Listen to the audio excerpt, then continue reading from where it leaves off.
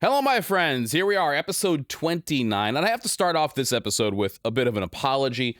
These tin cups, which I promoted last week, were not available until like midweek or Friday or something like that. And that was totally my fault. I actually owed photographs to Exclusive, which I simply didn't get done. So totally on me. I'm sorry. They are available now, though, if you would like one. I definitely noticed, again, that the heat doesn't keep in these very well. So if you want your coffee to, if it takes a long time to drink coffee for you or tea or whatever it is, it will not hold heat very well.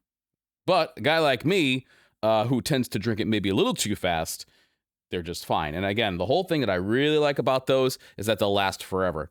So even if you want to use it as like a pencil cup, right? You could do that, and it makes a pretty nice little desk ornament. So anyway, this is available now. I apologize. I totally missed the boat on the launch of that one.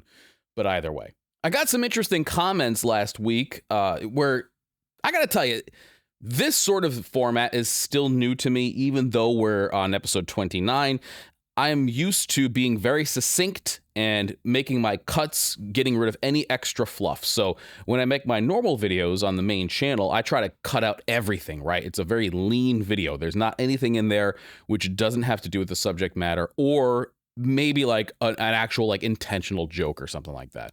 But this one, I actually got a couple comments of people saying that they liked the little, asides and stories and stuff. And, I'm 42 years old.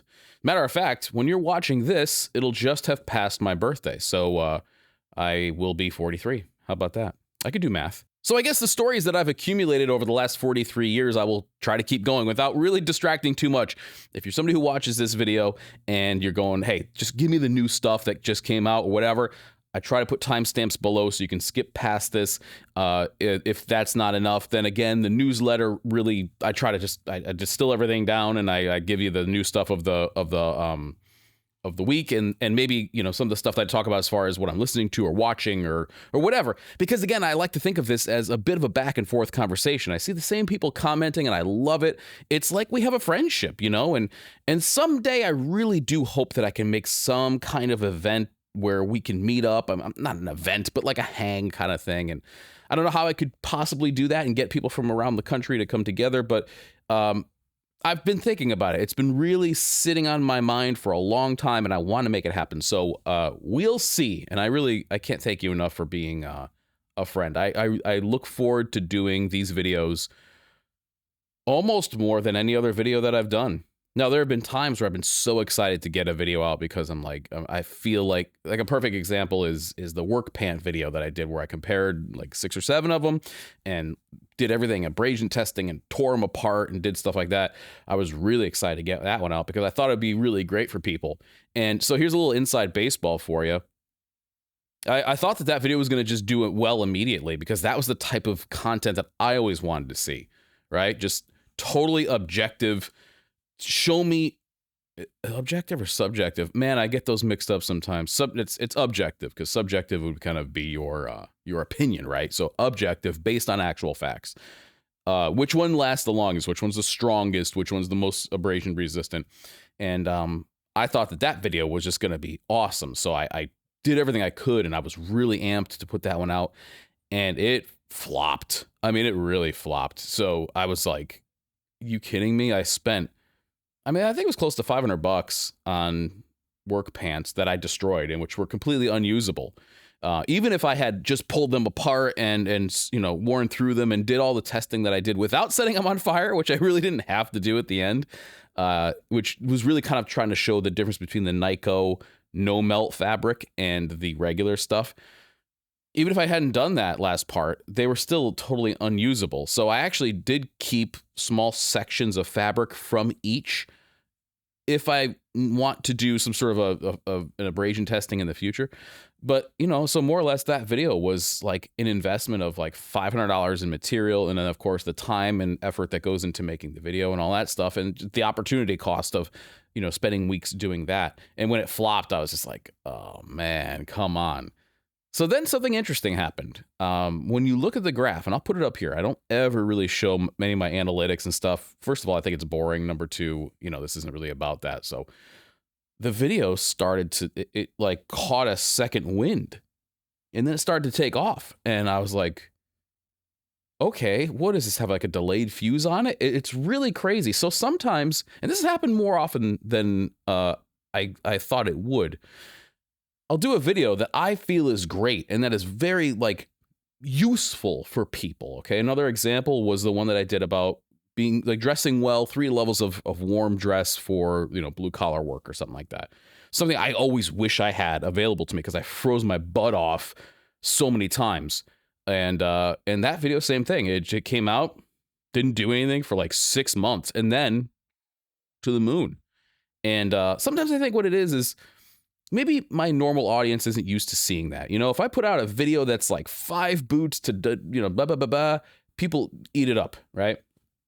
But then when I do something that's a little bit more informational, sometimes I think people don't necessarily want that, but other people who are viewers will find it and then eventually watch it. So I think what I'm dealing with is just different pockets of people who like different types of content, right? So ultimately, I have to just remember that my North Star, the thing that I have to keep an eye on, is making content that's useful to people and accurate and informational. You're simply not going to get a workwear brand to legitimately compare their stuff to another brand without having some sort of bias, right?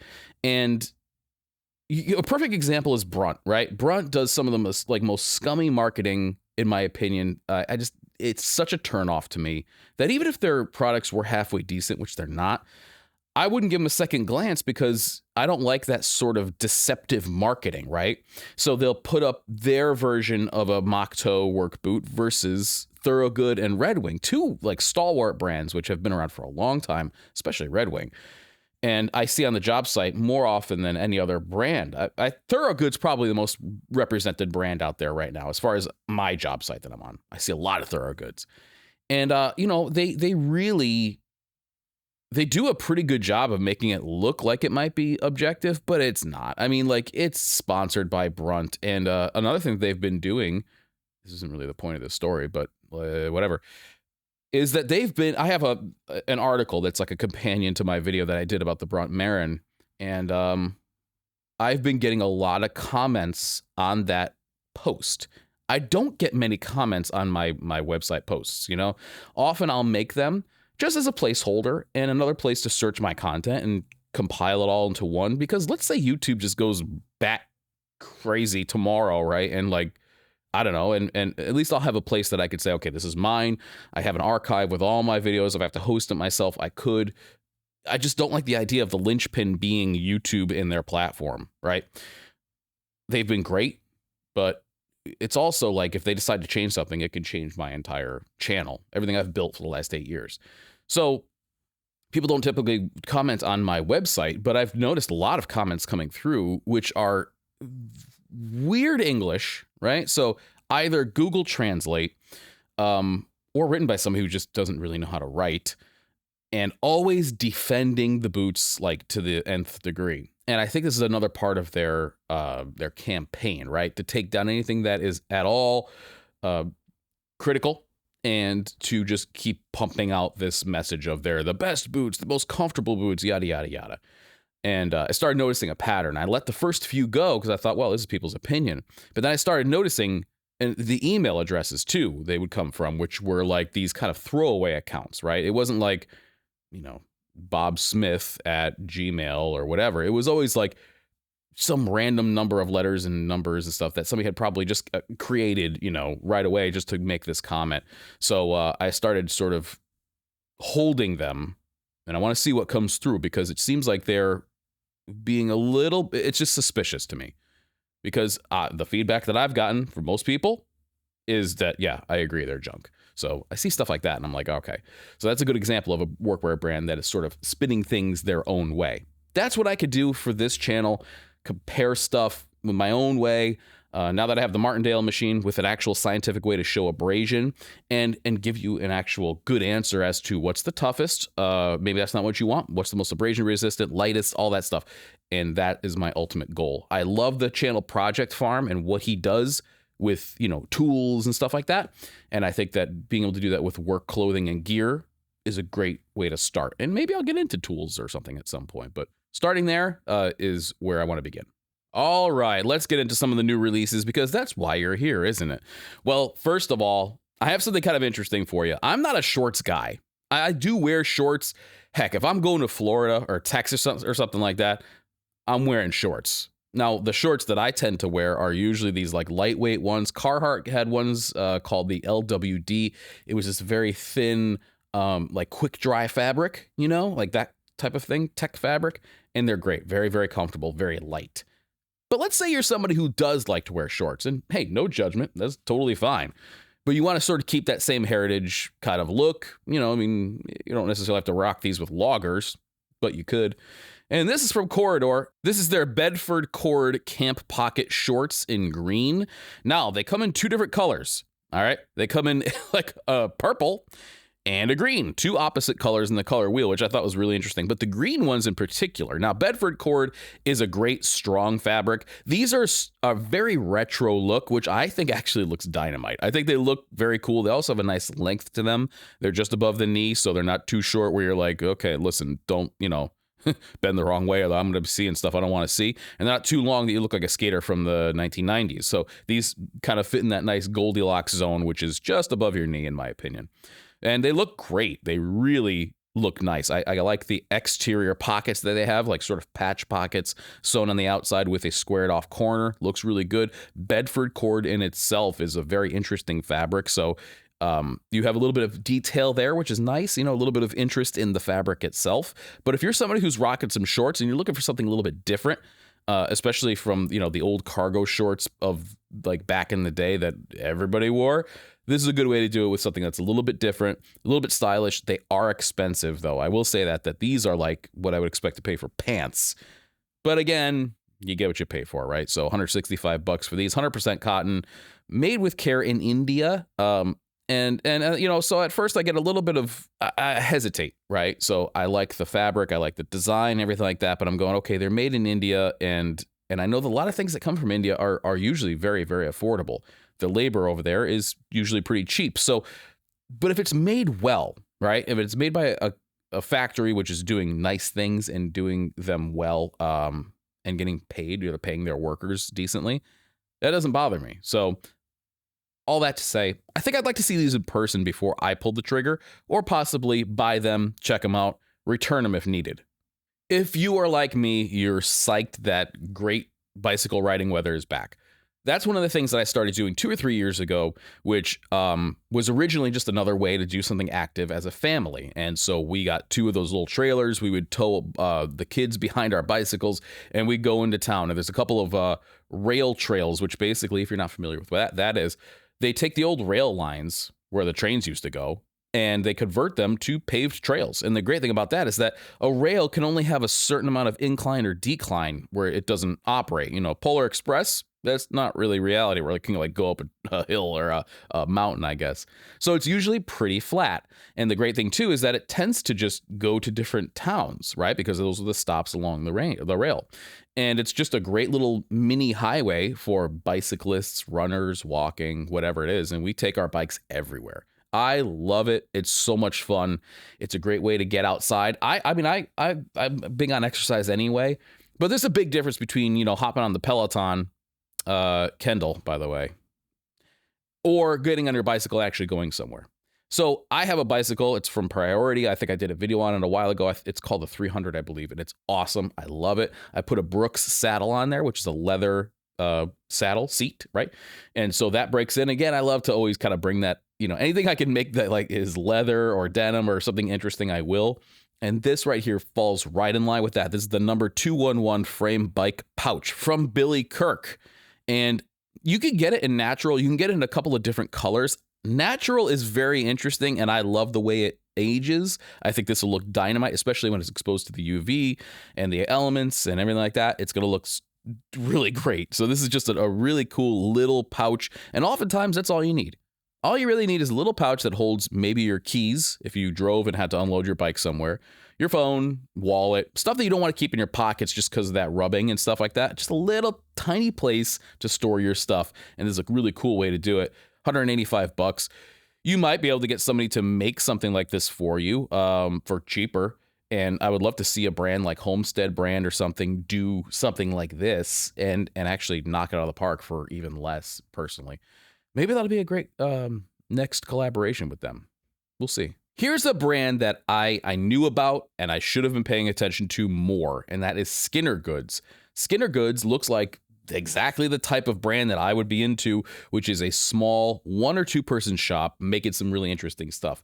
However, I was intrigued especially because it looks like the stuff that they're making isn't like insanely priced. Sometimes, as in the case of Grease Point Workwear or Red Clouds Collective or Channel Farmer Denim or even Ship John, where you have these small 1 or 2 person shops or whatever, it's like their prices are just so astronomical that you start really questioning it. You go, well, yeah, I'd love to support the small guy, but how much is it going to cost me to do it? I'll say that this stuff is actually not too bad. So the one I'm looking at here, this is their engineer shirt in slate blue Italian selvage. It's $195, which certainly is not cheap, but I paid more than that for my Hard & Co. Denim shirt, which was, I think, like $250. It was more, right? And if you start looking around here, the reason I wanted to pick this one out is because I love the color, that Italian selvage. I think if it's not too heavy, and I know they have the weight in here somewhere, it's 12 ounce, so it's mid-weight. This is a great summer or spring kind of shirt if that's what you like to wear. And even something like this can act very nicely as like a light jacket, right? So it gets warm or it gets cool. This morning it was 32 degrees here, you know what I mean? We're almost in May and it's still like freezing. We got frost. So, sometimes something like this is exactly what you need. Then you take it off in the middle of the day or whatever. But when you start looking around, you look at his other stuff that he's got going on here, there is some really nice stuff. And I, again, was actually quite pleasantly surprised with what the prices were. They're still premium. Don't get me wrong. They're still premium. But if you were to take one of these and compare it directly to a Grease Point Workwear or any of those other brands that I mentioned, I think these would actually come out pretty damn close to, the most affordable. So go and check him out. Looks really cool. I'll put a link of like I always do. But this is a brand that I will certainly be keeping my eye on. Last week, we talked about the benefit of lighter wash denim, and a lot of people just can't stomach it. They don't like it. They think of a painter. They think of whatever it is. They just don't like the idea of white denim or off-white denim or any of that stuff, right? Let me ask you, maybe you'd be willing to meet me in the middle here somewhere with these sky blue. These are the left-hand twill sky blue weird guy fit, I believe, from Naked and Famous. And I have a pair that are similar to this. I got them a while ago, and I think they were called something else, but they are very similar. And if you're not willing to go full white, maybe you'll go light blue, and I think these look really, really good. Again, they're still blue. People they'll just think that maybe you're in light mode instead of dark mode. I don't know, but if you were somebody who just maybe was a little bit hesitant to jump on the white denim train, which I get, maybe this is for you. So these look really, really nice. Again, left-hand twill, so you have some really interesting stuff with this particular denim. Naked and Famous, really cool Canadian brand. Love it.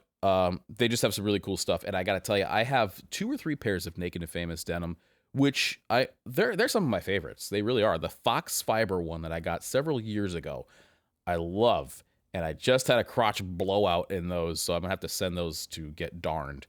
By the way, pro tip, make sure you wash your stuff before you send it out to get repaired. A lot of people don't do that. And don't ask me how I know, but I know, and it's pretty gross. Don't be gross. Filson, you remember that brand? The brand that likes to keep charging you more and more for less and less? Yeah, well, they've done it again here. The one I actually wanted to talk to you about, and if you're in my Discord, you saw this, was they came out with a fanny pack that was $200. $200. Yep, a rugged twill, I think, fanny pack. Yep, you're out of your mind if you bought that. I mean, unless you really, really wanted it. But if that was the case, I could have given you several other options, which would have been much better. Either way, they did a collaboration here. And the reason I wanted to bring this up is I originally was like, that's kind of neat. I like this. It's hand-printed material. So this is their hand-printed camp shirt. It is in collaboration with a company called Cardo. Cardo is out of India, again, and they do some very interesting stuff. It says here, thoughtfully designed, beautifully and responsibly crafted. Its fabric was woven on hand looms from hand-spun yarns. The graphics are woodblock printed. So you already have this very interesting handmade element to these two shirts. My problem comes in not with the way they're made, not necessarily with the brand that they, Cardo, the one that they collaborated with, although they do seem a little different, which might be your thing and it might not. But my issue is that these patterns, especially this one here that is the natural check print, is god awful. I mean, they're really, really terrible. Now the other one, okay, the other one with the what's on here is those different animals, right? Okay, cool. Like if you like print shirts, I could see that being okay. But the other one, I started saying, all right, why do I think this looks so terrible? And then it dawned on me. This print looks exactly like Archie Bunker's chair. And if you're not old enough to remember Archie Bunker, I'm actually not either, but I have seen reruns and I was like, that's the chair. I looked it up. The chair is in the Smithsonian now. It's the same fabric. I mean, it looks like the same thing. And I cannot walk around in a shirt that looks like Archie Bunker's chair. Maybe you can, though, all right? And no judgment. And if you get one of these and you can rock it really well, send me a picture. I'd like to see it done. For our weird pick this week, I don't always have a weird pick. I don't want to force it. But if I see something where I'm like, what is that? That's when this will occur. This is, this is from Monitaly, and it is the 50s Milano shirt in Jacquard Natural. It's a $418 shirt. Now, it is special. There's no doubt about it. The way that this is made, the double cloth construction, all that stuff, it's very well made. It's a very interesting shirt. It's the pattern that gets me. This looks like, at best, one of those very ornate, kind of like, what are they called? Like traditional African dress kind of things, like the garb that they wear. It's very, like they're very detailed and like have a lot of color and vibrancy to them. At best, it looks like that. At worst, it looks like a Magic Eye bowling shirt. This thing is going to confuse if I wore it right now, you'd see moire and all kinds of artifacts from the camera because it wouldn't be able to focus because it's looking at this thing and going, what? So if you want to cause headaches everywhere you go, have dogs barking at you and cameras just losing their minds, then go ahead and spend $418 on this shirt. I mean, hey, you do you. It's all good. If you want to get this, if you see this and you go, Carl, you're crazy. That looks amazing. I want 2 or 3 of them. Hey, go ahead. I'm giving you my opinion. This is never something I would wear. If I even got this as a gift, I'd say, boy, I hope you kept the receipt because that is awful.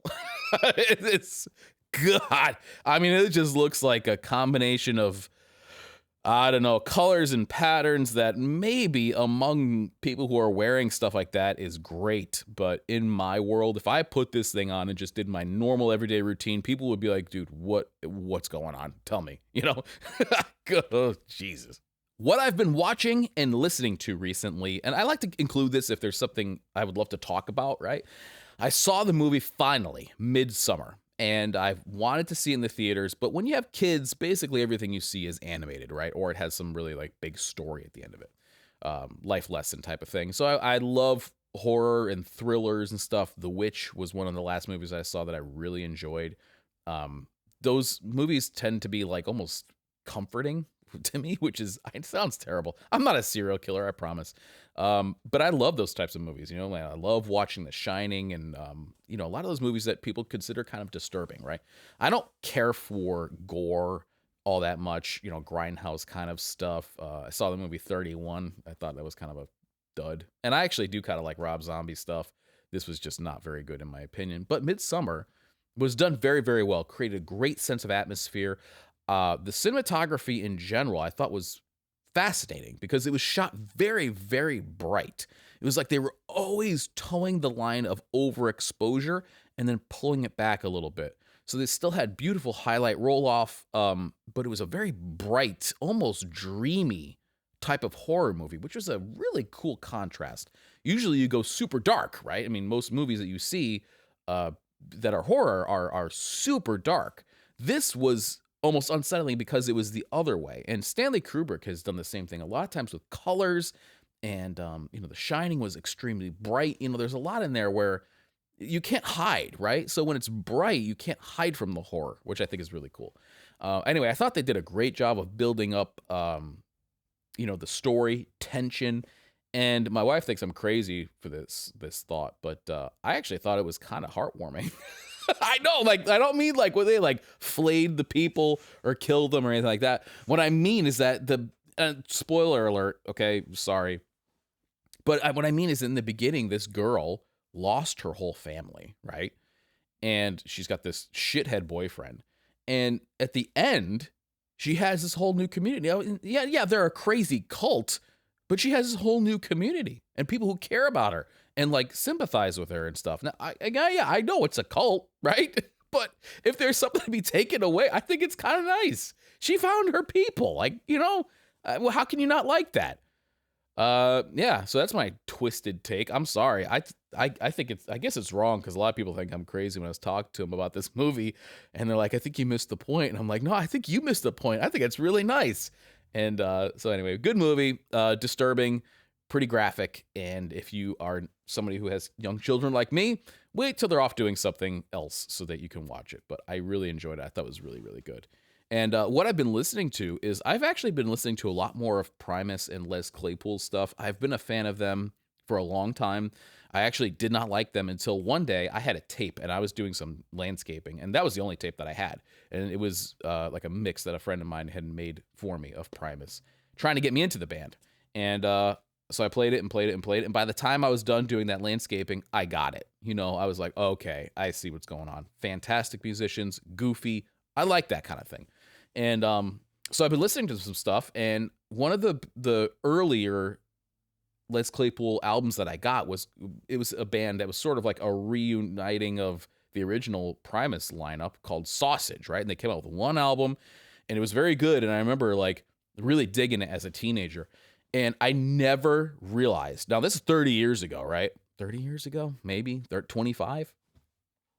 I never realized that in the beginning of the song, Riddles Are Abound Tonight, he does this little, right? And my kids had just finished watching the Woody Woodpecker movie. So I'm playing this song in the car, and he does this, does like that, and then the song starts. And they said, oh, that's the Woody Woodpecker laugh. And I'm like, oh my God, you're right.